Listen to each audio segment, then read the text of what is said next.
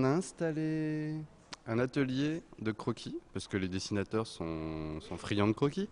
Et comme on a une série qui se base sur le 19e siècle, on en profite, on a des beaux costumes. Donc c'est un atelier qui sera ouvert en fait à tous les dessinateurs et puis amateurs aussi, qui auront envie de simplement graffer un petit peu pendant quelques minutes avec des modèles.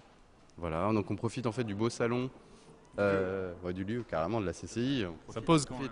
C'est la classe. Là, c'est magnifique parce qu'il y a toutes les dorures, il y a tout le chic qu'on pourrait retrouver en fait dans le lieu de la Perle Pourpre, qui est en fait le lieu de débauche de notre album, là où toutes les intrigues se nouent, politiques, romantiques, dans le 19e siècle, de la série Chimère, dont Vincent est le dessinateur, et Arleston le scénariste, avec Mélanine. Voilà.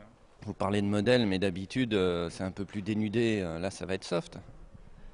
Non, c'est prévu que. Enfin, le but, c'est pas de faire du dénudé pour du dénudé. Ce qui est intéressant là-dedans, c'est toute la partie vraiment purement graphique de cette époque-là. Donc, effectivement, voilà, il y avait des grandes robes. Donc, c'est prétexte aussi voilà, graphiquement à se confronter à ce genre de choses. Donc, du plissé, tout ça. Après, oui, je pense qu'elles vont se dénuder un peu. Forcément, notre série est comme ça. Et le but aussi du modèle vivant, enfin, c'est pas se dénuder pour le plaisir de se dénuder. C'est aussi tout l'intérêt est là-dedans aussi. C'est-à-dire de vraiment travailler, voilà, l'anatomie et d'acquérir des bases solides ou même de les travailler parce que c'est valable pour des gens qui apprennent le dessin comme des gens qui vont être plus confirmés et puis qui ont toujours besoin de se nourrir de ça et de pratiquer. Alors Chimère, en fait, à la base, ça a été une demande pour une série télévisée, en fait. Donc c'est la demande d'une chaîne. C'est une chaîne qui s'est adressée aux scénaristes, aux deux scénaristes, parce qu'ils sont deux. Donc Christophe Pelin et Mélanine. Une série télé qui, pour des raisons diverses et variées, ne s'est pas faite et qui, du coup, a été réécrite, réadaptée pour un format bande dessinée, en fait.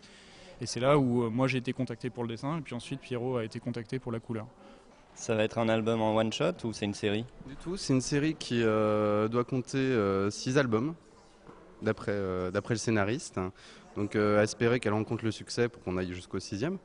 Non, c'est pas un one-shot, au contraire, il prend assez son temps pour bien cadrer son petit personnage de chimère et vraiment lui faire vivre plein d'aventures dans le 19e siècle.